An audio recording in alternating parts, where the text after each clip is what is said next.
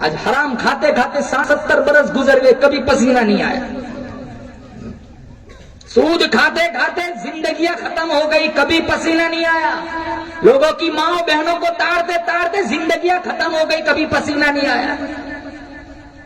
مسجدوں کی بے حرمتی کرتے، قرآن کی بے حرمتی کرتے، علماء کی توہین کرتے کرتے زندگیاں ختم ہو گئی، آج تک پسینہ نہیں آیا۔ جن لوگوں کو پسینے آتے تھے ان کی زندگیاں کچھ اور تھی۔ سفیان ثوری رحمت اللہ علیہ کا آخری وقت ہے، کتنے بڑے اللہ والے تھے، ماتھا زمین پر رگڑ رہے۔ کسی نے کہا سفیان تو بڑا اللہ والا ہے، بڑے بڑے کتب ابدالوں میں تیرا شمار ہوتا ہے، تجھے کیا فکر؟ کہا نہیں، وہ بڑا بے نیاز ہے، فعال لما یرید ہے، اگر پکڑنے پہ آئے تو 100 سال کے سجدے بھی منہ پہ مار دے، اگر قبول کرنے پہ آئے وہ بنی اسرائیل کی فاحشہ تھی، کتے کو پانی پلایا، 10 قدم دور نہیں گئی تھی، اللہ نے فرمایا تو ہے تو بڑی سیاکار، تو ہے تو بڑی بدکار، لیکن تو نے میری ایک گنگی مخلوق کی پیاس بجھائی، جا جنت واجب۔ اور پکڑنے پہ آئے مسلمانوں 500 سال کے سجدے بھی منہ پہ مار دے۔ اللہ کو کیا ضرورت ہے؟ ہم 4 نماز کیا پڑھے، ساری دنیا کافر نظر آنے لگتی۔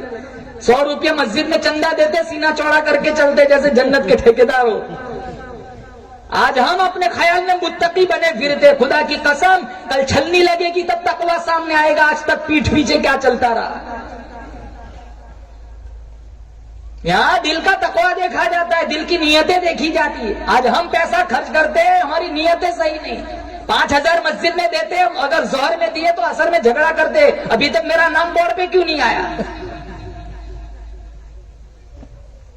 ایسے پیسوں کی اللہ کو کیا ضرورت ہے؟ مدینہ منورہ میں بادشاہ تھا، اس نے ایک مسجد بنائی اور اس کا ایک ذہن تھا کہ اس مسجد میں صرف میرا حصہ لگنا چاہیے اور کسی کا نہیں۔ اتنی عالی شان مسجد بنائی، چاروں طرف اس مسجد کا چرچا ہوا اور اس مسجد پر اس نے اپنا نام لکھوایا۔ رات کو سویا تو اس نے دیکھا فرشتے آ رہے، اس کا نام ہٹا رہے اور ایک عورت کا نام لکھ رہے۔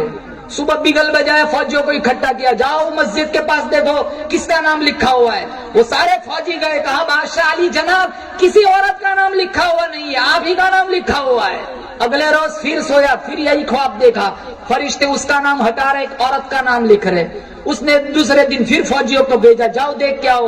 فوجی پھر واپس آئے، کہا علی جناب آپ ہی کا نام لکھا ہوا ہے اور کسی کا نام لکھا ہوا نہیں ہے۔ تیسرے روز پھر یہی خواب دیکھا، چوتھے روز بھی یہی خواب دیکھا تو بادشاہ سوچنے لگا چل میں ہی ملاقات کرتا ہوں اس عورت کی۔ بادشاہ پہلے مسجد میں گیا، نام تو اسی کا تھا، عورت کا نہ تھا، لیکن عورت کا نام اس کے ذہن میں تھا۔ اس نے ڈھونڈا، ایک جھونپڑی میں بہت بری عورت تھی جس کا اشارہ اس کو خواب میں کیا گیا تھا۔ وہ بڑھیا کے پاس گیا اور بڑھیا سے جا کر کے پوچھا تو جانتی ہے یہاں علاقے میں ایک مسجد بنی ہے؟ کہا ہاں جانتی ہوں، بہت عالیشان مسجد بنی ہے۔ کہا سچ بولنا جھوٹ نہ بولنا، اس مسجد میں تیرا حصہ کیا لیا ہے، تیرا حصہ کیا لگا ہے؟ وہ عورت کہنے لگی غریب ہوں، ڈھنگ کی جھونپڑی بھی میرے پاس نہیں ہے، میں کہاں حصہ لگاؤں گی؟ ہاں ایک بات ہے۔ کہا کیا؟